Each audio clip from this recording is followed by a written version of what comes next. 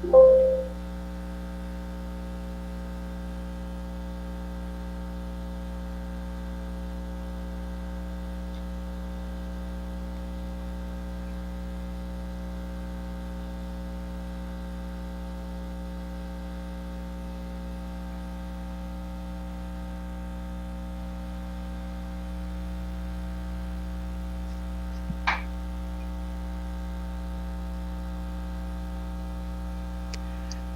morning, and welcome to our weekly briefing.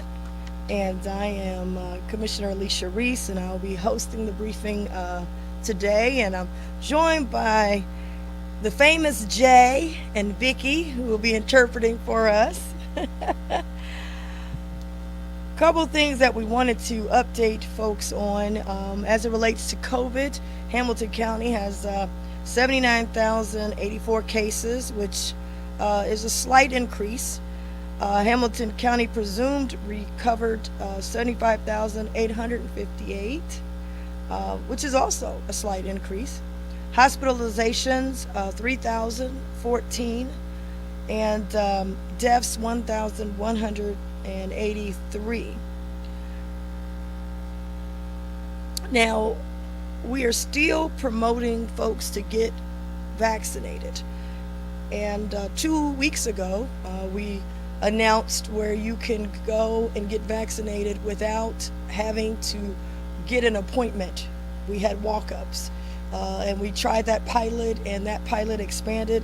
In fact, I walked up and got my shot. It was easy, and we are still offering the Pfizer shot at the Hamilton County Board of Elections this week from 10 a.m. to 6 p.m. You don't need an appointment, and I can verify it is easy to do. Also, Hamilton County Public Health is doing their best to get out into the community. They're everywhere. And here are some places where they are meeting people where they are, and we're going into schools as well as other locations. So I wanted to put the slide up. For students, we're located at North College Hill High School, Harrison High School, Scarlet Oaks, Diamond Oaks, Finneytown Secondary Campus, Three Rivers School District, Deer Park School, Oak Hills, Anderson High School, Turpin High School, Colerain High School, Northwest, Sycamore High School, Marymount High School, Wyoming High School, Hillcrest Academy, and Reading High School. So those are for students only. But we do have community clinics that are available. We will be available at the Forest Park Senior Center, White Oak Christian Church, Life Spring Church, Woodlawn Community Center, Anderson Center, Bond Hill Recreation Center, Whitewater Crossing Church, Word of Deliverance Church. And so those will be available, and you've got the dates up there for the community to participate. Now, we have had mass vaccination locations, whether it was the Centos, Duke Energy Center, I believe Sharonville Convention Center, and Paul Brown Stadium. And the first half of getting vaccinated, we focused on seniors and certainly a lot of people who were anxious and ready to get the shot. And we will continue with those types of locations. However, we're moving into a new phase where we're going into a younger market. And we know that that is sometimes a tougher market. And so what we're doing is now taking the vaccine to the people. And we're going to do some creative things. Today, I'm calling on us to focus on a new marketing initiative that will help us pivot and be able to attract younger folks to be able to get vaccinated. The summer is coming. People want to be out. You want to be out. You want to have fun. You want to see your family. You want to be with your friends. We've got graduations coming up. And so in order to do that, we need to be vaccinated so we can be safe and free at the same time. We have our mobile one-stop bus that we are hoping, obviously, we're going through procurement, and it's tough when you're going through the government process. But we're looking forward to launching the bus, hopefully in the next 2 weeks. And it will not only be a bus, but it also will have a new marketing campaign where we will be able to attract and go to where people are. We'll be able to possibly go to the Dora downtown and in Cheviot. We'll be able to go hopefully to the FC games where we could partner with FC, we could partner with the Cincinnati Reds, where the people are already coming. I'm excited that our health commissioner will talk about one initiative. I love going to the movies, and we have one that where we'll be able to go to a movie theater that will have a grand opening in Kenwood and be able to be there where you can get your shot and go see a movie at the same time. So we're looking at those kind of things. We'll be looking at all of the social media, reaching people where they are, whether it's Facebook or Twitter, but also TikTok, having some younger people show getting the shots is cool, it's hip, and you can go out and have fun and enjoy yourself, but also be safe. So that's the direction that we are going to be moving in these next weeks as we go into the next cycle of how we get more people vaccinated so that everyone is safe and everyone can participate.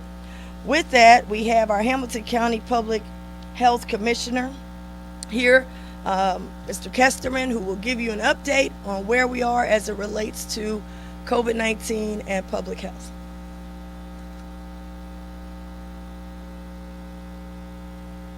Good morning, and thank you, Commissioner Reese.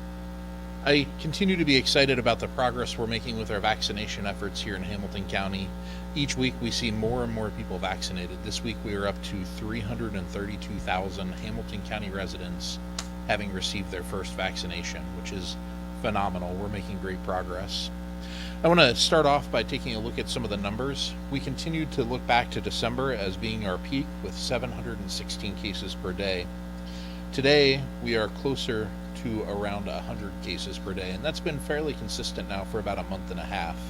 We'd like to see this drop, but for right now I'm pleased that we're not seeing any significant increases. We'll take that as a success.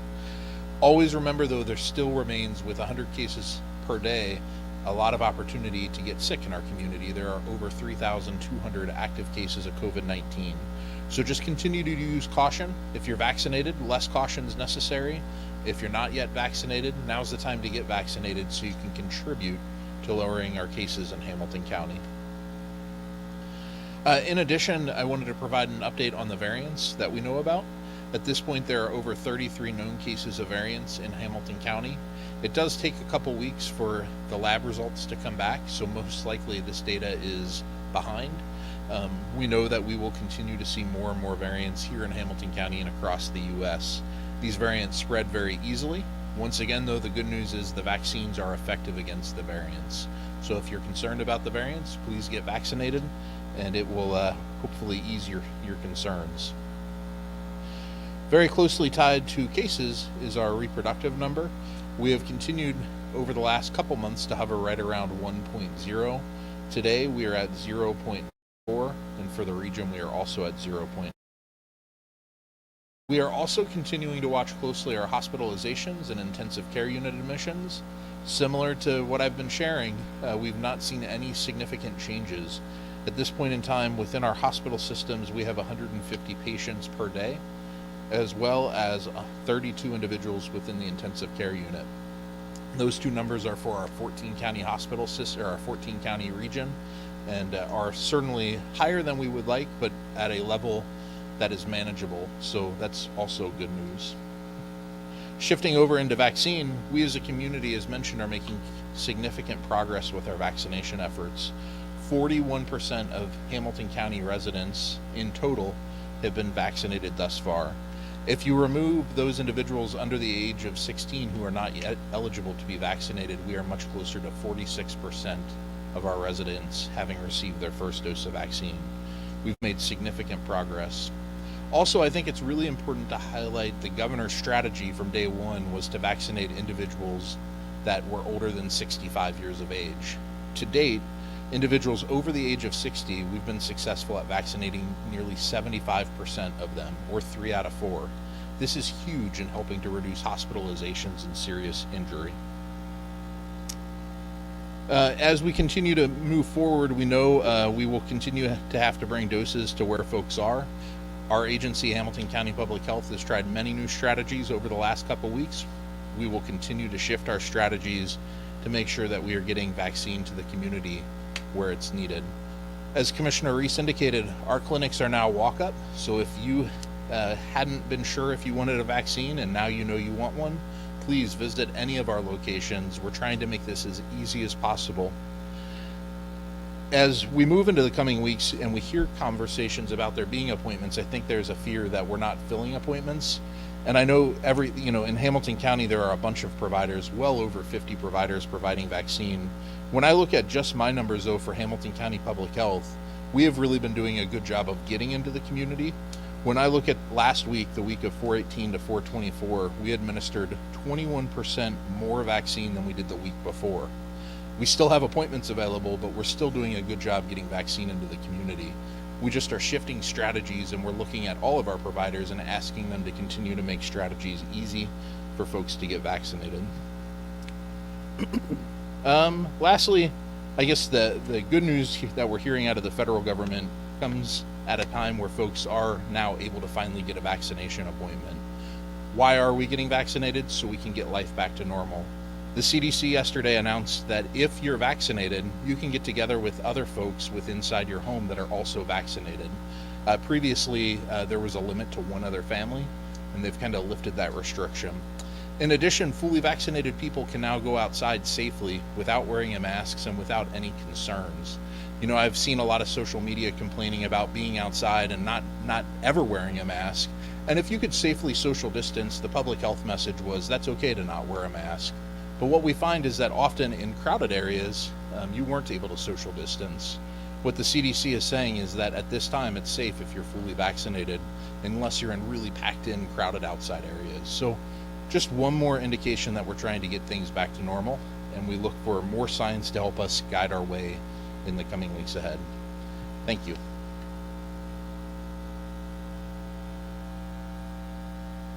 Thank you, Commissioner Kesterman.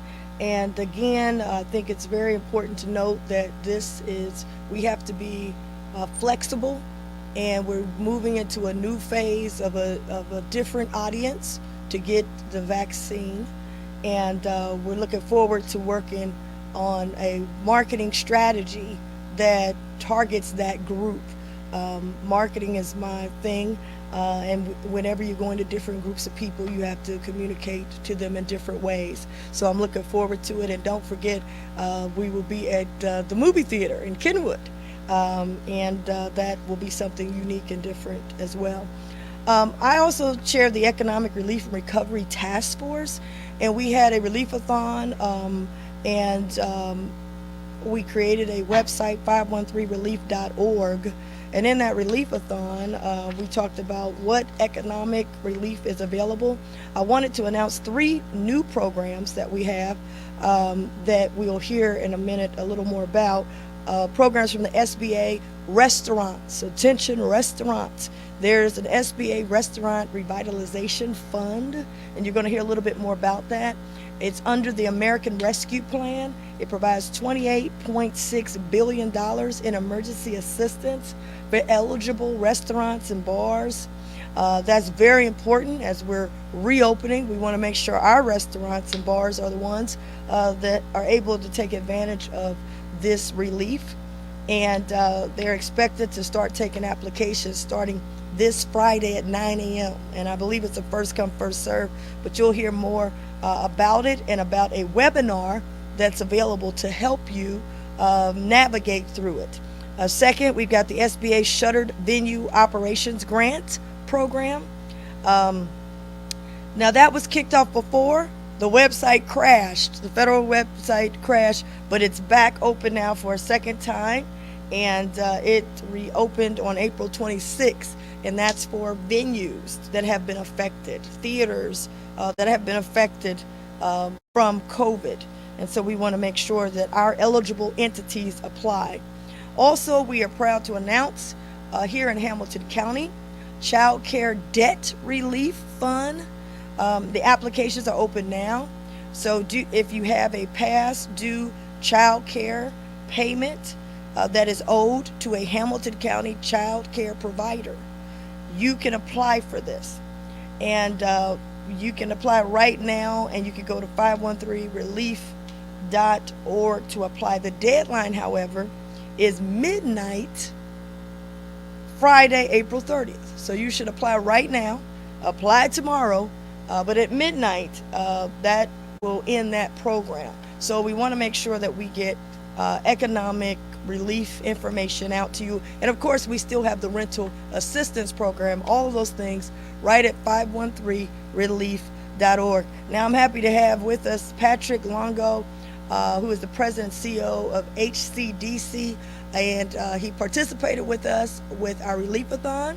And at the Relief-a-thon, almost 40% of the questions were from small businesses. So next month, which is May, we'll be announcing another Relief-a-thon for just small businesses.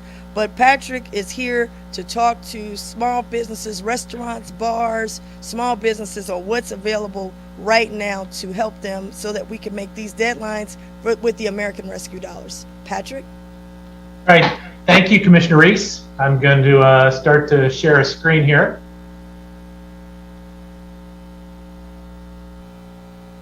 Okay, just wanted to let you know, I'm Pat Longo. I'm with HCDC, and we are the Office of Economic Development for Hamilton County. We also run a number of lending programs, but our main program is the Small Business Administration 504 program. And we also run the Incubator or Business Center in Norwood, which works with innovative and small businesses. Today, I just want to provide a high-level overview of two new SBA relief programs that are kind of focused, as Commissioner Reese said, on restaurants and shuttered venues.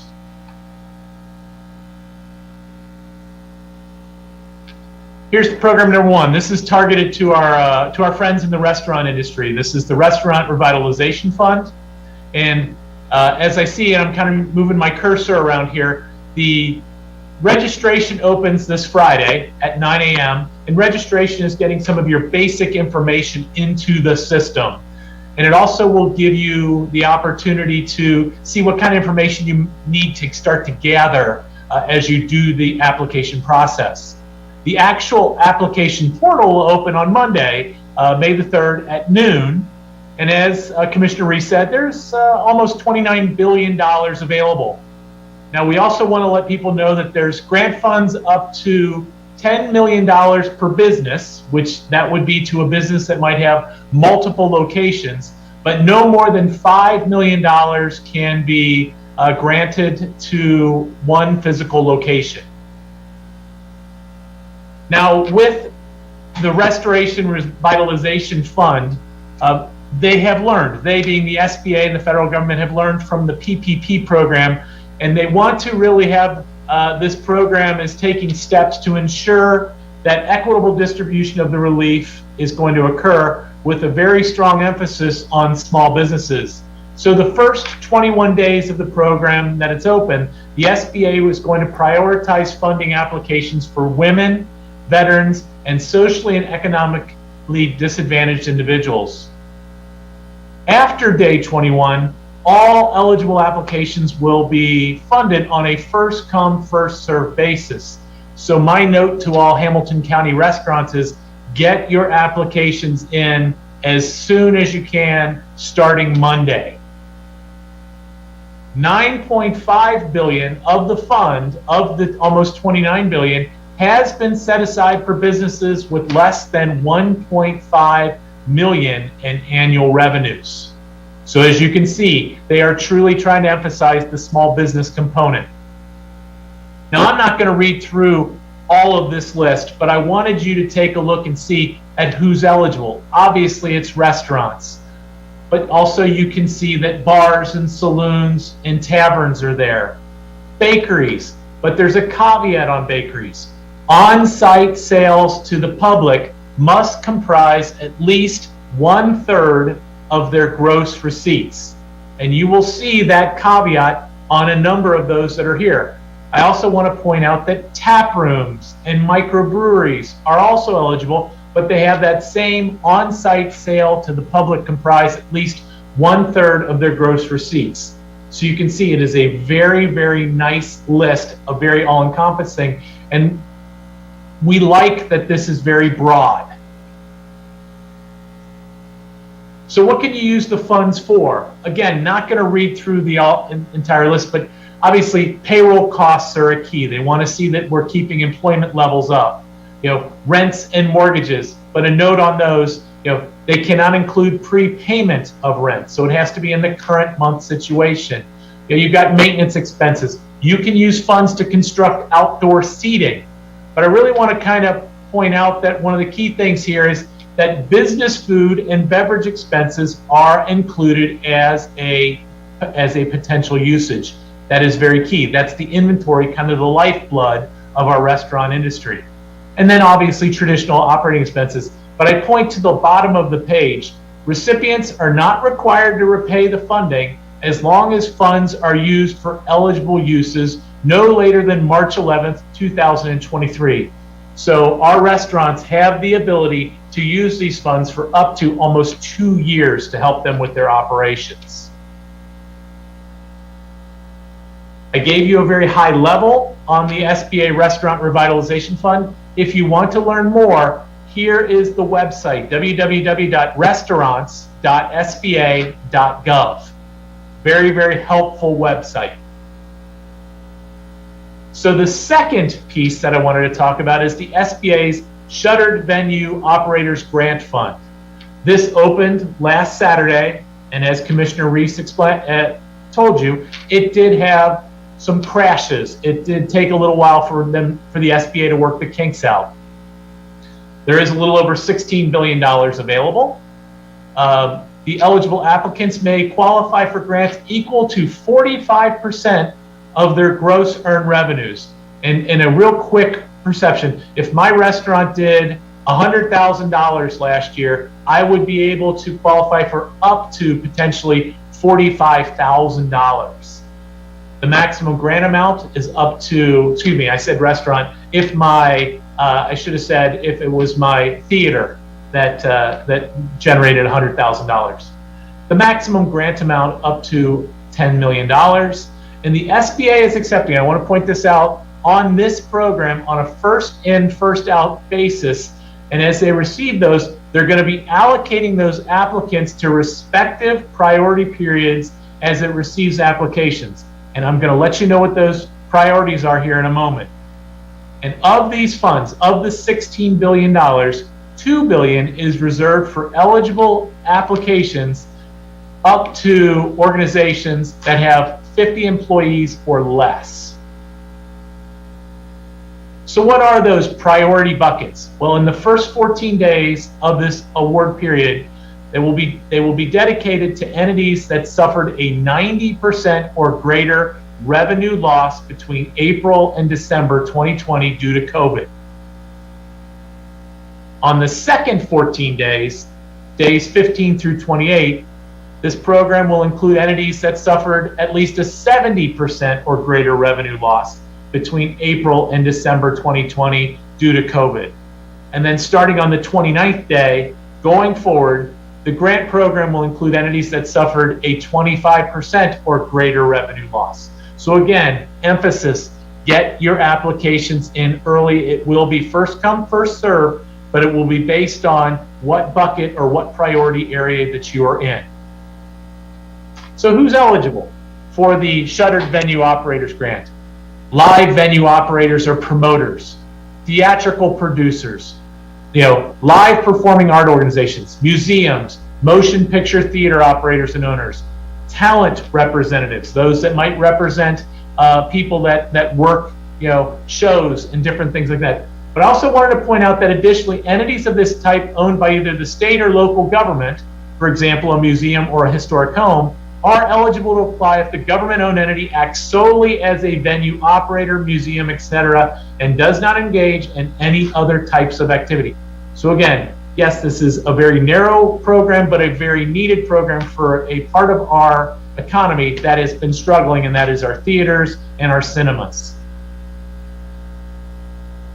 In this program, Hold on one second, Patrick. People Yes. can go to our website and get all of this information at 513 Relief. .org. I'm going to open it up for questions with the media, if you don't mind. Sure. And all this information will be available. But we wanted to have this out because we've got theaters, we've got museums, we've got restaurants, we've got bars, and we want the money coming back to help our restaurants, our bars, our museums, so that we can get back open and we can provide these services that were hurt by COVID. This time, Bridget, do we have any questions? Yes, we do. Corey Sharber from WVXU. He has questions for Greg.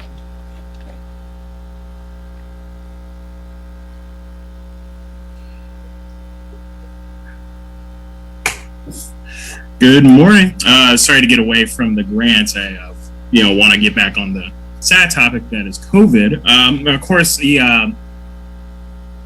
with the recent advisement from the CDC, with if you're fully vaccinated, you don't have to wear masks and all that stuff. Are there concerns with more people not wearing masks within the community, and do you believe that could lead to more spread, especially when you say we have over 3,000 active cases currently? So, we have to follow the science, and throughout this pandemic, things have shifted a little bit, but ultimately we're looking to the Centers for Disease Control for that ultimate guidance.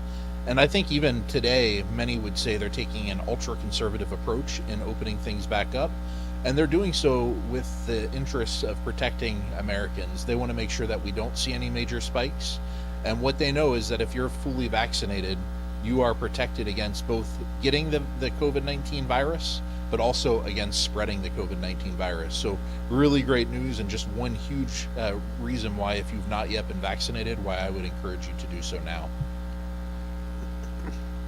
I know a lot of people were concerned when the Dora district opened up in Cincinnati. There are a lot of photos going around, people not wearing masks and whatnot. But has it been confirmed through through Hamilton County Public Health that there hasn't really been an increase in spread there? It's basically normal. Over the last month and a half, we have seen, looking countywide, which includes residents in the city of Cincinnati and Hamilton County residents in whole, we have seen no increases in cases over the last couple months, which is great news. We also have heard that the Centers for Disease Control have said, I think it's like 18% less likely to spread COVID-19 in an outdoor environment, or 18 times less likely to spread COVID in an outdoor environment, which is one of the reasons why they're telling fully vaccinated people, if you're outside, there's really not much need to wear a mask right now. And recently, the CDC the CDC basically said that J&J vaccine is fine to use, so the pause has been lifted. How many more vaccines could we see coming to the county because of that? Right now, I know the state is looking to open up J&J vaccine clinics. My team is working to find ways to offer both J&J and Pfizer. The last thing I want is for somebody to come to my clinic and be offered only J&J and decide not to get vaccinated that day. I am still hearing, hypothetically though, that folks still want the J&J. It's one shot, you're finished, you don't have to come back, and 14 days later you're considered fully vaccinated. So I think it's really going to be a personal choice, but I anticipate Hamilton County to see more and more providers each week and more opportunities to get vaccinated. And can we get more details about the school-based clinics? Like, how many vaccines will be available for students, and when will these clinics open up? So we actually have already been running clinics within our schools starting last week, and there are many providers doing this work in Hamilton County, across the county, in all 4 health jurisdictions. Each school, because they are minors, must have a approved consent form in advance of that visit from our clinic staff, and so we go with the right number of doses. I think some schools are a couple hundred doses. I think some schools are 500 doses. It really just depends on how many consent forms. The other thing I know, we're trying to make this easy. So if a parent wants their child to be vaccinated in school, we're trying to give them that opportunity. I know some parents still want their child to be vaccinated, but maybe not in the school environment. And there are many other locations where that can happen, whether it's a public clinic operated by the health department, or now there are even some primary care physician offices that have vaccines. So as time goes, we're trying to really make this easy for folks to get their vaccine. Thank you very much. Next up, we have Ann Saker. One moment. Commissioner Reese has a comment. I just wanted to add that originally we had a supply problem. We no longer have a supply problem. And so we're able to have it available at a lot of different locations in a lot of different ways. So it allows us to be more creative now with where and how we can get the word out for you to get your vaccine. Next up, we have Ann Saker with the Inquirer. She has questions for you, Greg. Thank you very much. Good morning. Good morning, Ann. Greg, thanks. First question is the intent. How long do you intend to keep the Board of Elections site open as a vaccination clinic? Is that because the Test and Protect Cincy site goes only through the end of April, which should be Friday?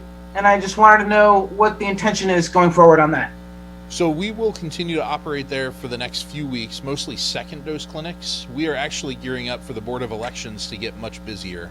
So as the Board of Elections does more and more with early voting, as they get closer to Election Day, they're going to use the space of our clinic. We are transitioning that to the Sharonville Convention Center. We have a space on the lower floor of the Convention Center, and we've actually started running some clinics up there over the last couple weeks as well, and seeing very good turnout and very good success with that location. Okay, so you're anticipating, so it's not going to stop on the 30th in Norwood. You expect to run into May? I believe that we are operating second dose clinics through May at that location, but we are advertising all of our clinics as walk-up. So if somebody came to the Board of Elections at the end of the month and did a walk-up, we would just direct them to another clinic for their second dose. We just need to be out of that space so that early voting can start in a Sure.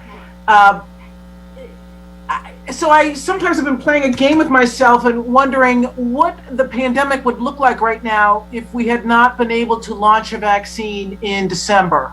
What do you think? I know it's hypothetical, but I think people might appreciate some sort of comparative that we might, we're here now, but we could be up here, or whatever the curve seems to be showing. I think the most impactful numbers to look at throughout the pandemic have always been the impact of hospital capacity as well as deaths in our community. Many people get COVID and they don't get that sick, and that's great. And they ultimately create some of our herd immunity. We know the vaccine is doing a wonderful job at decreasing hospitalizations, and I do not anticipate with the vaccine in our senior population ever seeing the number of hospitalizations that we saw back in December. So we have a little bit more to go. We're not there. We're not across the finish line. We haven't hit our 80% goal, but I think we have made significant progress. Even when you look backwards, if we didn't have a vaccine, I think we would still be having issues within our congregate care centers, like our nursing homes. I think we'd see significant illness as well as deaths in those locations, and that's shifted because of vaccine. Okay, understood. So there was as part of the Get Out the Vax drive on Sunday, there was a mainly walk-in clinic at Paul Brown Stadium. They had 5,000 doses available. They gave out about 1,100. I know this was not a Hamilton County production, but I just wanted to know, might you know where those 4,000 or so extra doses went, if they got channeled back into the system?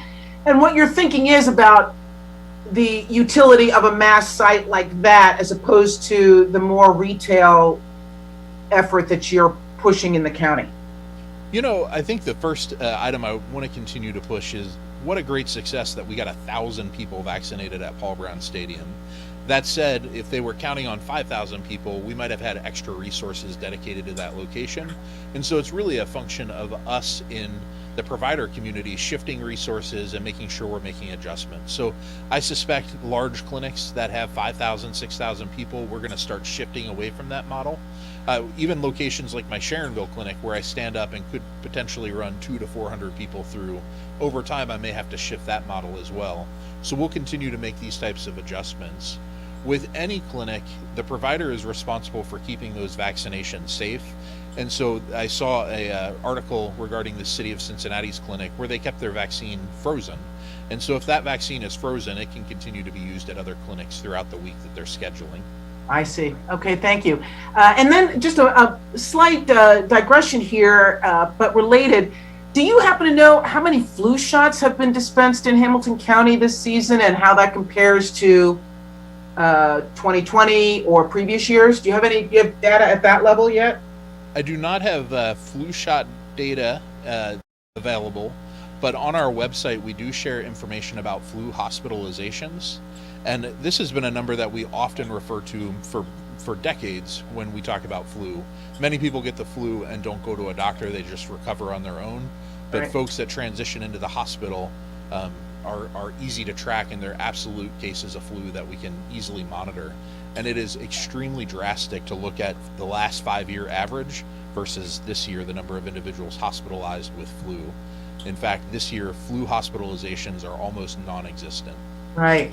And is that, I read stories about this, and I've actually have heard sources say that this is the function, this is kind of the side benefit of the coronavirus pandemic, was that we got on top of the flu. Is that A, do you agree? And B, can we replicate this going forward? Or is this just a happy accident? Public health interventions like social distancing and masking have clearly made a difference in reducing overall infectious disease in Hamilton County and across the country. We know that, while COVID-19 is out there and the masks work for COVID-19, we know that those masks are also playing a benefit with other illnesses. And I want to just add to a couple of things, a couple of your questions. One, Commissioner Kesterman dealt with the numbers in terms of if we didn't have a vaccine in December. I want to deal with the psyche. By having a vaccine, it gave people hope of a potential ending to what people were afraid of. So it gave people confidence that it was a goal. I'm going to be able to get vaccinated. I'm going to be able to get back to coming outside and back to being able to hug my family members. I'll be able to see grandma again. I'll be able to see grandpa again. So it gave a timeline of hope. And I think without that, people, were dealing with the grief, the loss, and the unknown.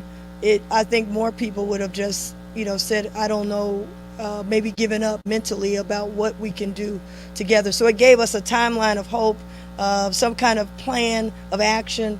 And so I think that was important. The other thing, when you talked about the mass vaccination sites, one of the things that President Joe Biden said in his address, we must throw everything out to fight against this COVID-19. And so one of the things we're trying to do is throw everything. People had asked about why can't we do Paul Brown Stadium? Well, at the time, we didn't have enough doses. I mean, we didn't have enough to fill the concession stand, let alone Paul Brown Stadium. So we did have it for Paul Brown Stadium for people, but I think now we're at a point where you can get it at so many different locations at a convenient way. We now are at the next level, which is we got to be creative for this next group.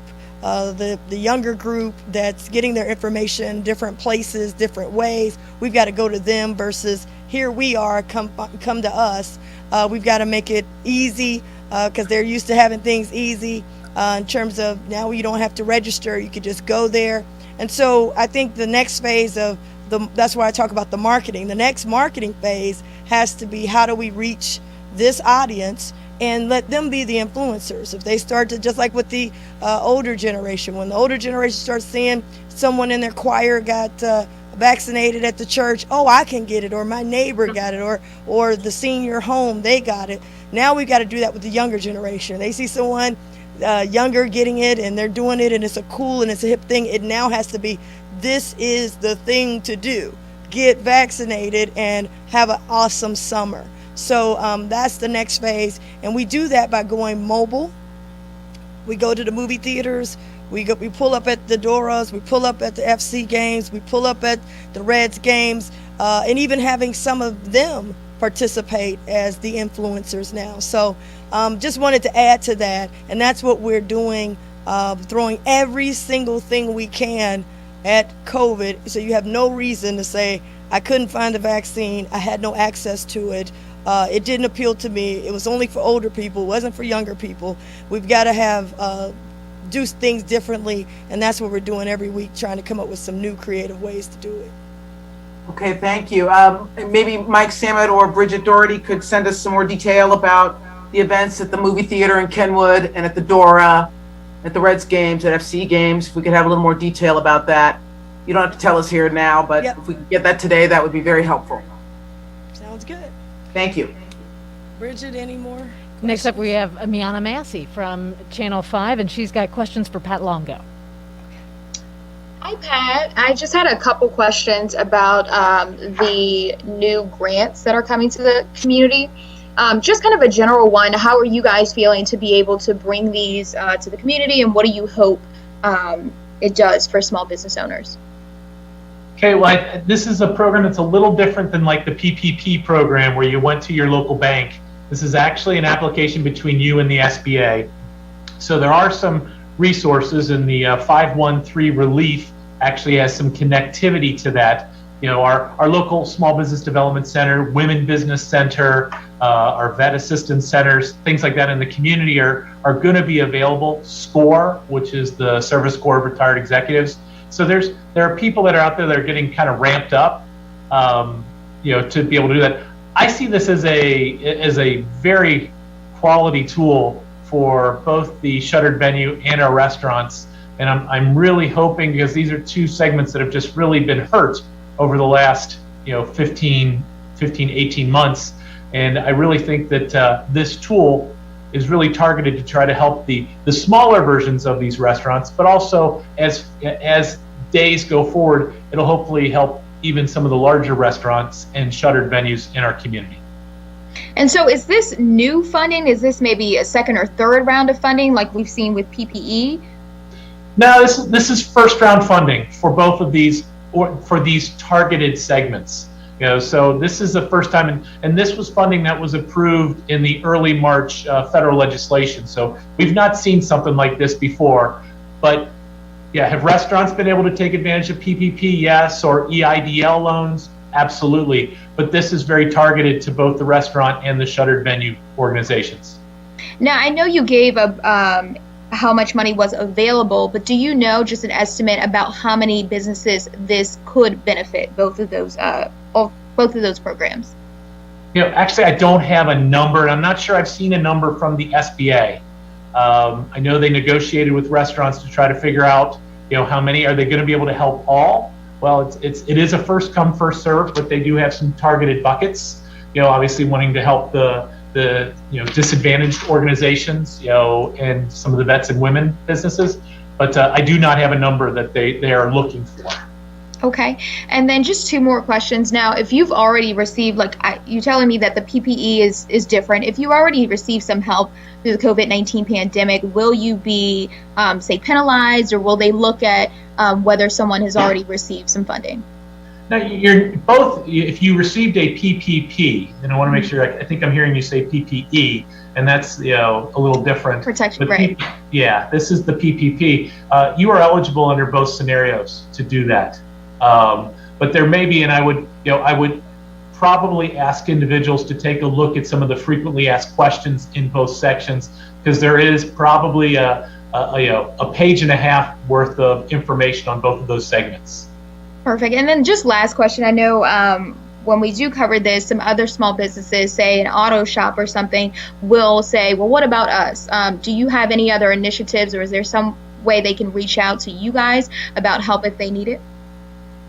Well, PPP is still up and available right now. And I want to let you know that. And actually, Hamilton County has a group that is participating in that, and that is the Greater Cincinnati COVID-19 Small Business Response and Recovery Initiative, and that is on the 513relief.org website. And I know the county, and maybe Commissioner Reese might want to speak to a little bit of this, but I know that we're going to be having a round 3 of our up to $10,000 small business grant program. And I don't have a time frame just yet for that, but I know that will probably be coming out sometime later in May is my thought process. Perfect. Add to Thank you. that. Yes, thank you for your question. I do want to add to that. One of the things that we made a major improvement on is we created the 513relief.org so that small businesses don't have to try to figure out where to go, how do you do it. The second thing is making sure we get the information to our restaurants and bars quickly, because again, it's a first come, first serve, and many people said, I don't find out about things till it's too late. So we have a link to a webinar, and you can go on there right now, the frequently asked questions, so that you're ready to apply as soon as the portal opens. The other thing is we did approve an additional $4 million as the Hamilton County Board of Commission we voted on, and so we will be rolling out that program next month, hopefully. And with that, we will have a second version of our Relief-a-thon just for all small businesses and be able to answer all questions and everything. But in the meantime, we ask people to go on that website, get ready to go, because one of our goals is making sure that when these federal dollars come about, we want to make sure that Hamilton County small businesses are at the front of the line. And the way to do that is for us to do what we're doing today, give you a heads up, it's getting ready to come, get ready to go, and we can connect you to that link through our 513relief.org website. We also have a sign up. If you're a small business and you want to get the email when we release the $4 million, you can get there and you'll be the first to get the email with the link on how to apply for the grants that we will have available next month. Okay, Bridget, is that it? That seems to conclude our questions. Thank you all so much. Really appreciate it. Thank you.